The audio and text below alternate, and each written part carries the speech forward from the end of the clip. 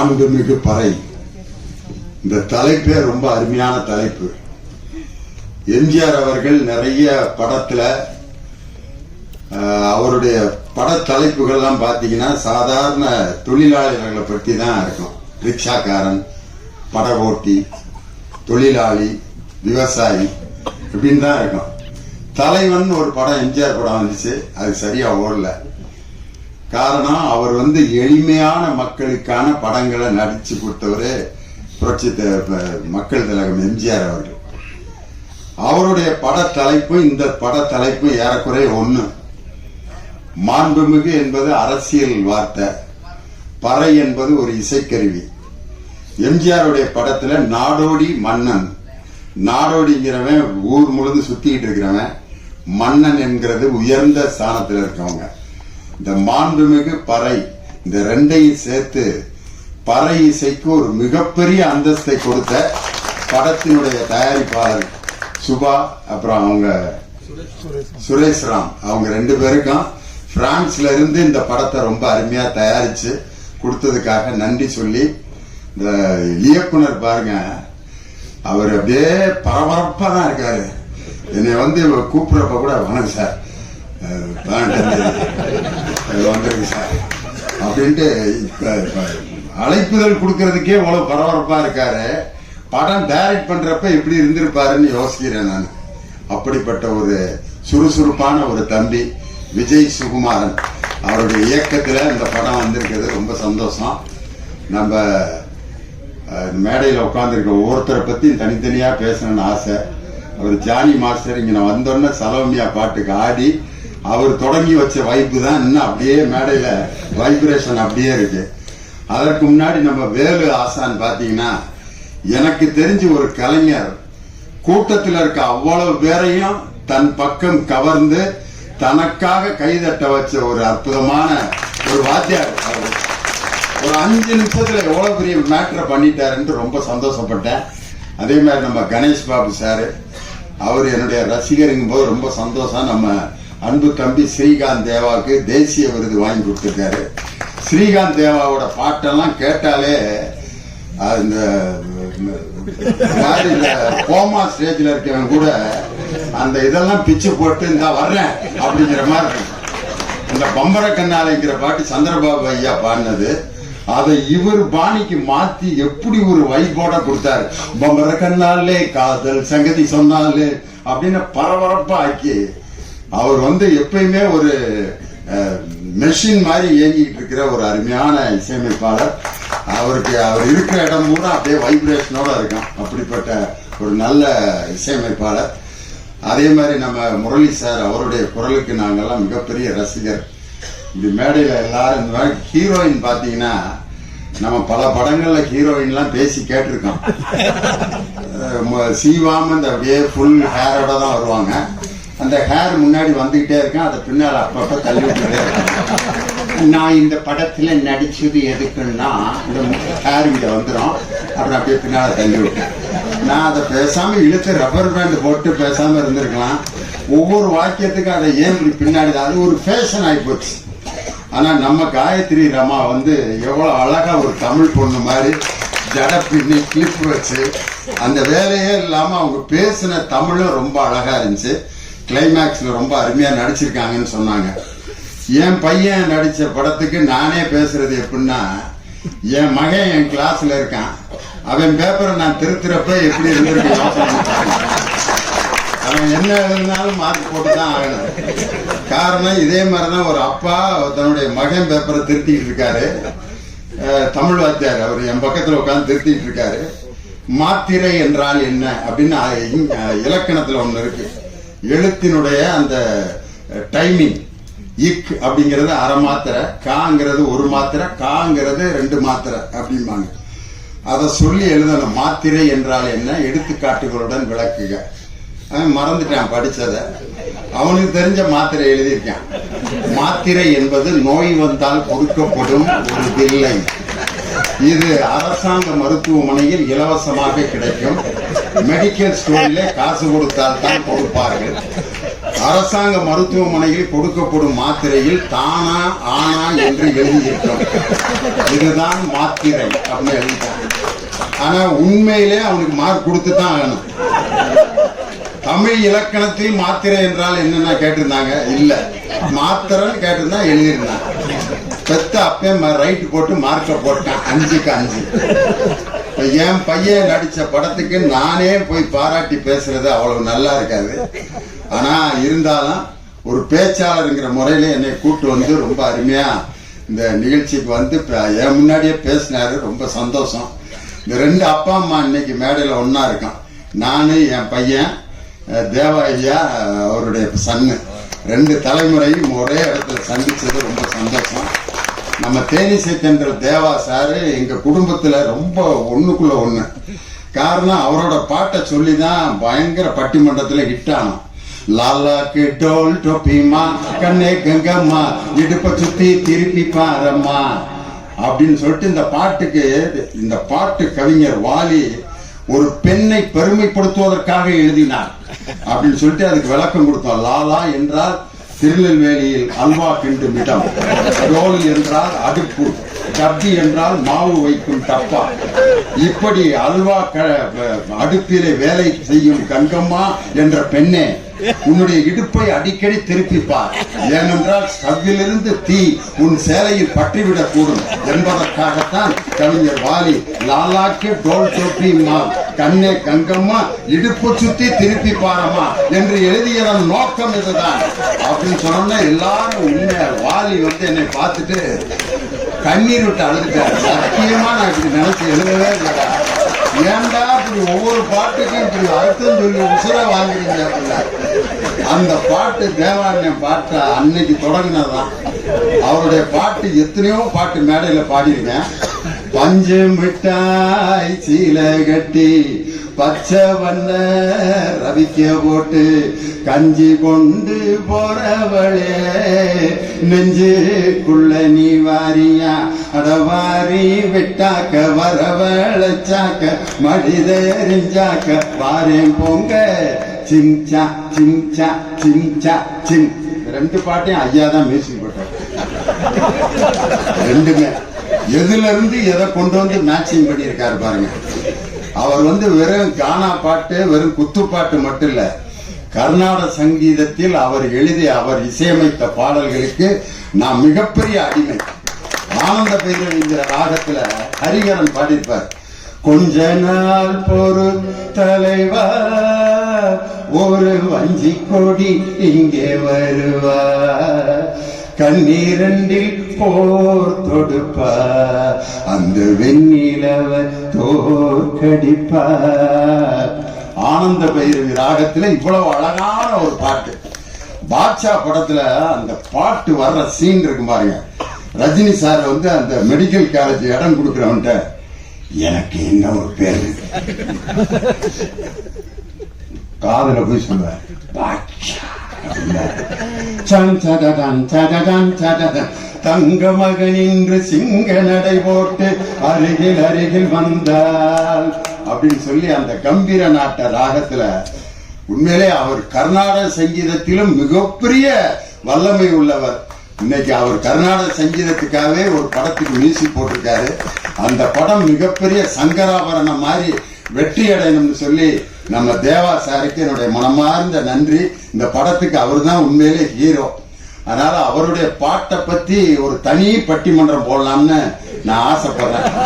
அவர் கூடயே அவருடைய இசைக்குழுவோட வச்சு மெல்லிசை மன்னரும் நகைச்சுவை தென்றலும்னு MSV ஐயா கூட ஒரு 14 வாரம் விஜய் டிவியில ப்ரோக்ராம் பண்ணான். இனி அடுத்து தேனிசை தென்றலும் நகைச்சுவை தென்றலும் சொல்லி நானும் தேவா சாரும் சேர்ந்து ஒரு ப்ரோக்ராம் பண்ணணும்னு சொல்லி எனக்கு ரொம்ப ஆசை. அந்த கனவை வந்து நனவாக்கணும்னு ரொம்ப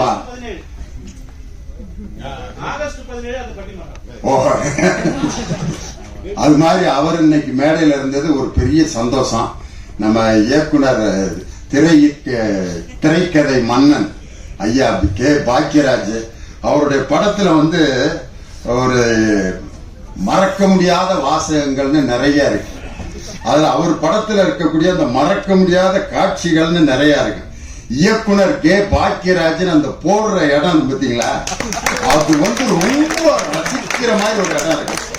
இது நம்ம படத்துல அவர் சொந்த குரல்ல பாடிருப்பாங்க. ஐயா பச்சை மேல சாமி ஒண்ணு உச்சி மேல ஏறுதுன்னு எடுடா தம்பி மேலாம் கொஞ்சம் எதமா போட்டு தாளாம். கோயிலுக்கு சாமி கும்பிட போவாங்க. அப்ப இவருக்கு சாமி வரவே வராது. சாமி வருது சாமி வருது சாமி வருதுன்னு ஆடுறா அப்படிம்பாங்க.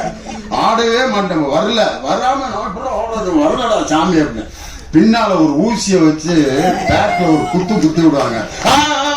சாமி வந்துருச்சு சாமி வந்துருச்சு சாமி வந்துருச்சுட்டு அந்த ஊசி குத்து அவர் ஆடணும்னா சாமி வந்துருச்சுன்னு எல்லாரும் கும்பிட ஆரம்பிப்பாங்க. இயக்கம் கே பாக்கியராஜ் அப்படின்னு போடுவாரு. ஒவ்வொரு படத்துலயும் அந்த இடம் வந்து ரொம்ப பவர்ஃபுல்லா இருக்கும். இன்னொரு படத்துல ஒருத்தன் வண்டியில நிறைய பாரம் ஏத்தி இழுத்துட்டு வருவான். அவன் ரொம்ப கஷ்டப்பட்டு இழுத்துட்டு வர்றதை பார்த்துட்டு இவரும் சேர்ந்து இழுக்கிறான்ட்டு அப்படி இழுப்பாரு. அந்த வண்டி லோடு இந்த பக்கம் இறங்கின இவரு மட்டும் மேல அப்படியே தொங்கிட்டே இருப்பாரு. அப்போ போடுவாரு இயக்கம் கே பாக்கியராஜ். ஒரு தன்னுடைய பேரை வந்து அந்த போடுறதுல கூட ஒரு அற்புதமான ரசனையை கொடுத்த ஒரு மாபெரும் திரைக்கதை மன்னன் எங்க ஐயா கே பாக்கியராஜ் வந்து இந்த படத்துக்கு வாழ்த்து சொன்னது பெரிய சந்தோஷம். அதே மாதிரி பெரிய பெரிய தலைவர்களை எல்லாம் பேட்டி எடுக்க ஒரு பத்திரிகை நிருபர் போனாரு. அந்த தலைவர்கள் எல்லாம் தூங்கி விட்டார்கள். ஆனா 12 மணிக்கு ஒரு தலைவர்கிட்ட போறாரு. ஆனா அவர்கிட்ட 10 மணிக்கே வர்றேன்னு சொல்லியிருந்தாரு. ஆனா 12 மணிக்கு அந்த நிருபர் போறாரு. அந்த தலைவர் உட்கார்ந்து எழுதிக்கிட்டு இருக்காரு. அப்ப வந்து நான் 10 மணிக்கு வர்றேன்னு சொன்னேன், 12 மணிக்கு வர்றேன், இன்னமும் முழிச்சிருக்கீங்களே அப்படின்னு சொன்னோன்னு அந்த தலைவன் சொன்னான், என் மக்கள் இன்னும் உறக்கத்தில் இருக்கிறார்கள், அவர்கள் விழிக்கவில்லை, அவர்கள் விழிக்கும் வரை நானும் விழித்துக் கொண்டேதான் இருப்பேன் என்று சொன்ன ஒரு தலைவர் யார் என்றால் இந்திய அரசியலமைப்பு சட்டத்தை உருவாக்கிய சட்ட மாமேதை BR அம்பேத்கர் அவர்கள் தான். இன்னைக்கு சாதாரண சமூக நீதிக்காக உழைத்துக் கொண்டிருக்கக்கூடிய ஒரு மாபெரும், நான் மிகவும் நேசிக்கக்கூடிய என் அருமை சகோதரர் எழுச்சி தமிழர் தொல் திருமா அவர்கள் இந்த நிகழ்ச்சிக்கு வருகை தந்து இந்த இசை வெளியீட்டுக்கு வருகை தந்தது ரொம்ப எங்களுக்கெல்லாம் மிகப்பெரிய பெருமை. இந்த நிகழ்ச்சிக்கு வருகை தந்த அன்பு சகோதரர் வன்னி அரசு உள்ளிட்ட எல்லாருக்கும் என்னுடைய வணக்கத்தை சொல்லி ஒரே ஒரு கம்பாரிசன் மட்டும். அதாவது 2 விதமான கருவிகள் இருக்கான். நின்று வாசித்தோம்னா அதுக்கு பேர் நையாண்டி மேளம்பா, உட்காந்து அடிச்சோம்னா அதுக்கு பேர் தவில். அவர் பெரிய வித்வான். இவர் வந்து குச்சியை வச்சுட்டு டண்டக்கன் டண்டக்கன் டண்டக்கன் டண்டக்கன் அடிப்பாரு. அவர் நையாண்டி மேளம் அவருக்கு பேரு. அதையே மேடையில உட்காந்து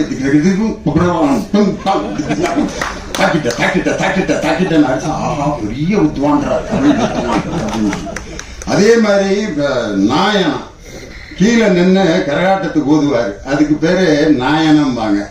அதையே மேடையில உட்காந்து நாதசுர வித்வான் அவருக்கு பேரு. நின்று வாசிச்சா அவர் வந்து நையாண்டி மேளம் நாயனா. ஆனா உட்காந்து வாசித்தா அதுக்கே இன்னொரு பேரு. அதே மாதிரிதான் இந்த தப்பாட்டத்தை வந்து உட்காந்து நீங்க வாசிக்க முடியுமா? யாராவது ஐயாட்ட கேட்கிறேன், உட்காந்து அடிக்க முடியுமா ஐயா? முடியவே முடியாது. அதுக்கு ஒரு எனர்ஜி இல்லாம தப்பாட்டத்தை யாராலும் வாசிக்கவே முடியாது. ஐயா வந்து இப்படி வாசிட்டே இருக்கிற திடீர்னு இப்படி ஒரு மூமெண்ட் கொடுத்தாரு பாருங்க, கூட்டமே அப்படியே லேசா அப்படியே அவர் கூட அப்படியே ஆடிச்சு. அதே மாதிரி நம்ம ஆழி இசைக்குழு அடாடாடா பெர்ஃபார்மன்ஸ். உண்மையிலே அந்த தப்பாட்டத்துக்குன்னு ஒரு யூனிஃபார்ம் இருக்கான். ஆனா எல்லாம் ஜீன்ஸ் பேண்ட் டிஷர்ட் போட்டு நார்த் ஸ்டார் ஷூ போட்டு அவங்க வாசித்த அந்த அழகு கலை ரொம்ப எழிலுக்கு என்னுடைய மனமார்ந்த வாழ்த்துக்களும் பாராட்டுகளும். ஜம் ஜம் தக ஜகன ஜகன ஜம் ஜகன ஜகன ஜம் ஜம் தக ஜகன ஜகன ஜம் ஜகன ஜகன ஜம் ஜம் தக ஜகன ஜகன ஜம். ஆனா அதுல ரேவதி பரதநாட்டியம் ஆடுவாங்க. ஆனா இது உண்மையிலே இது எங்கிருந்து பிறந்தது என்றால் ஒரு தப்பு, அதாவது பறை இசையில் இருந்து கிளம்பியதுதான் இந்த அருமையான தாளம் ஜதி எல்லாமே. அதே மாதிரி இன்னொரு படத்துல ராமராஜன் ஐயா பாடுறப்போ ஒரு காதல் பாட்டுல ஜிஞ்சனக்கு ஜனக்கு நான் சொல்லி தரேன் கணக்கு, மனைவி கிட்ட கணக்கு சொல்றதுக்கு கூட ஜிஞ்சனக்கு ஜனக்கு தான். அது கூட பாருங்க, அதுக்கு பேர் காதல் பறை. ஜிஞ்சனக்கு ஜனக்கு நான் சொல்லி தர்றேன் கணக்கு அப்படின்னு. அதனால எல்லா பாடல்களிலும் இந்த பறை இசை என்பது மனிதன் தமிழன் மற்றும் மனிதன் தோன்றிய அந்த காலகட்டத்திலே தோன்றிய முதல் இசை எது என்றால் அது பறை இசைதான் என்பதற்கு இதுதான் எடுத்துக்காட்டு. அதனாலதான் திருக்குறள்ல குழல் இனிது யாழ் இனிது அப்படின்ற குழல் யாழ் ரெண்டுலையும் பாருங்க சிறப்பு ரகரம் இருக்கும். முழவு அப்படிங்கிற வார்த்தையிலே சிறப்பு ரகரம் இருக்கும். இந்த மூன்று கருவிகளும் பாருங்க, குழல்ங்கிறது ஊதுற கருவி, யாழ்ங்கிறது கம்பி கருவி, முழவுங்கிறது தோல் கருவி. இந்த மூணுலையும் தமிழுக்கு வரக்கூடிய சிறப்பு லகரம் இருக்கு அப்படின்னு சொன்னா, இசையின் மூல ஆதார மொழி எது என்று சொன்னால் குழல் இனிது யாழ் இனிது என்று வள்ளுவரே எழுதியிருக்காருனா 2000 ஆண்டுகளுக்கு முன்பே இசையில் தோன்றிய இனம் தமிழ் இனம்தான். அவனால் உருவாக்கப்பட்ட இசை இந்த பறை இசை. அதனால அந்த மிருதங்கத்தில எல்லாம் பாத்தீங்கன்னா வார் பிடிக்கிறது சுதி சேர்க்கிறது எல்லாம் சொல்லுவாங்க. பறையில எல்லாம் சுதி சேர்க்கிறது ஒன்றும் கிடையாது. நெருப்பை மூட்டி ஒரு காய்ச்சுவாங்க. டங் டங் டங் டங் டங். இன்னைக்கு பனியில இருந்தனால தண்டக எலிலோட இது ரொம்ப ஒரு நெருப்புல மட்டும் காய்ச்சி இருந்தா இன்னைக்கு இந்த இடமே அப்படி அதிர்வு இருந்திருக்கும். அதுல அந்த வார் பிடிக்கிறதுங்கிறத தில்லான மோனம்பால் படத்துல நாகேஷ் பாத்தீங்கன்னா அதுல சவுடால் வைத்தியா நடிச்சிருப்பாரு. ஏண்டா அம்பி சண்முக சுந்தரம் மகாராஜா ஊதுறது கூப்பிடுறாரு, வர்றாரா வேண்டிமா மோகனா இங்க மகாராஜா கூப்பிட்டுருக்காரு வந்துட்டு இருக்காரா அப்படின்னு பேசிட்டே இருப்பாரு. அப்ப பாலையா சொல்வாரு, இந்த நரம்பு பயிர வார் புட்டுச்சா எல்லாம் சரியா போயிடும்டா அப்படின்றாரு. அந்த நாயச நரம்பு பயிர வார் புடிச்சாம்பார். அந்த மிருதங்கத்துல சுருதி சேர்க்கிறதுன்னு ஒரு இடம் இருக்கு. ஆனா பறை இசைக்கு அப்படிலாம் இல்லை. மக்களுடைய எண்ணங்களிலும் மகிழ்ச்சியிலும் ஒவ்வொரு விஷயத்திலும் உருவானது இந்த பறை இசை. விலங்குகளிடமிருந்து தன்னை காப்பாற்றுவதற்காகவும் மற்றவர்களுக்கு செய்திகளை அறிவிப்பதற்காக உருவாக்கப்பட்ட இசை இந்த பறை இசை. எங்க ஊர்ல இந்த பறை இசை எப்படி பயன்படுத்தினாங்கன்னா, 2 குரூப் கடையில திருவிழாவில் சண்டை வந்துருச்சு. அடிச்சு கொள்ளாம விட மாட்டான் கத்திட்டு இருக்கான். அதுங்க எங்க ஊர் நாட்டாம்காரர் வந்தாரு. எப்படா அவங்கள ஸ்டாப் பண்றதுன்னா, பறை இசை கலைஞர்கள் ஒரு 50 பேர் 20 பேர் இருந்தாங்க. வாங்க ஜிஎன் வேலுச்சாமி குரூப், அவங்க வந்து சப்பரத்துல வாசிக்கிறதுக்காக வந்திருக்காங்க. இங்க வாங்க, இந்த 2 பேத்துக்கு இடையில அடிங்க எல்லாரும் அப்படின்னோன்னா, இவன் பேசுறது அவனுக்கு கேட்கல, அவன் பேசுறது இவனுக்கு கேட்கல. கேட்டா தானே திருப்பி சண்டை போடுவேன். அடிச்ச அடியில இவன் பேசுறது அவனுக்கு கேட்கல, அவன் பேசுறது சண்டை முடிச்சுட்டு அவன் பாட்டுக்கு போயிட்டான். நாட்டாம்காரரை பார்த்தேன், ஐயா எல்லாத்துக்கும் அறிவிக்கிறதுக்கு தான் பறையை பயன்படுத்துவாங்க, நீ சண்டைக்கு சமாதானத்துக்கு பறையை பயன்படுத்தின ஒரே ஆள் நீதாயான்ட்டு. அதனால இது போர் பறை மட்டும் இல்ல, போர் நடப்பதற்கு போரே நடக்காமல் சமாதானம் செய்வதற்கு கூட இந்த பறை என்ற இசை உதவி செய்யுங்கிறதுக்கு இதுதான் எடுத்துக்காட்டு. அப்படிப்பட்ட அருமையான பறை இசையை பற்றிய இந்த மாண்புமிகு பறை என்ற படம் டிசம்பர் 12ஆம் தேதி அன்னைக்கு ரிலீஸ் ஆகுது. சூப்பர் ஸ்டார் வந்து சூப்பர் ஸ்டாரோட ரசிகன் எங்க ஐயா தேனிசை தென்றல் தேவான்னு சொன்னாங்க. நான் அதை மாத்தி சொல்றேன், சூப்பர் ஸ்டாரோட ரசிகன் ஐயா இல்ல, தேவாவோட ரசிகன் சூப்பர் ஸ்டார் ரஜினிகாந்த். காரணம், அவருடைய தேவாதி தேவா அப்படிங்கிற அந்த நிகழ்ச்சிக்கு அவர் வருகை தந்து அந்த தஞ்சாவூர் மண்ணை எடுத்துங்கிற பாட்டை அந்த சிங்கப்பூர் அதிபர், நான் சாகும்போது இந்த பாட்டை போட்டுட்டு தான் நான் என்னுடைய பாடியை அடக்கம் பண்ணணும்னு சொல்ற அளவுக்கு ஒரு சிங்கப்பூர் அதிபர் இறக்கும் போது கூட தேவான் பாட்டை இறந்த பிறகு கூட கேட்டு தான் அடக்கம் போயிருக்காருன்னா, எப்படிப்பட்ட ரசிகர்களை எல்லாம் அவர் இந்த உலகம் முழுவதும் சம்பாதித்து இருக்கிறார் அப்படிங்கிறத பார்த்துட்டு, அவர்தான் இந்த படத்தினுடைய, என் மகனை விட அவர்தான் இந்த படத்தினுடைய கதாநாயகன் என்று சொல்லி இந்த நல்ல வாய்ப்பை கொடுத்த எல்லோருக்கும் என்னுடைய வணக்கத்தை சொல்லி, எங்களுடைய அழைப்பை ஏற்று வருகை தந்த எங்கள் அன்பு சகோதரர் எழுச்சி தமிழர் இந்தியா அப்படிங்கிற அந்த கூட்டணியில், இந்தியாங்கிற அந்த இந்துல மேல இருக்கிற ஒரு புள்ளி இருக்கு பாருங்க, அந்த புள்ளி தான் என் அருமை சகோதரர் திருமா அவர்கள். அந்த புள்ளி எடுத்துட்டா இனதியான் மாறிடும். அதனால இந்தியாங்கிற அந்த வார்த்தையில் இருக்கும் புள்ளிதான் என் அருமை சகோதரர். கருப்பு சிவப்பு நீலம் மூன்றும் சேர்ந்து இந்த இந்தியாவில் சமூக நீதியை கொண்டு வரும் என்ற ஆழ்ந்த நம்பிக்கையில் எங்கள் அருமை சகோதரர் திருமா அவர்களை இந்த நிகழ்ச்சிக்கு வருகை இருந்ததற்காக பலமுறை அவருக்கு எங்கள் குடும்பத்தின் சார்பாக இந்த டீம் சார்பாக நன்றி சொல்லி உங்களிடமிருந்து விடைபெறுகிறேன். நன்றி, வணக்கம்.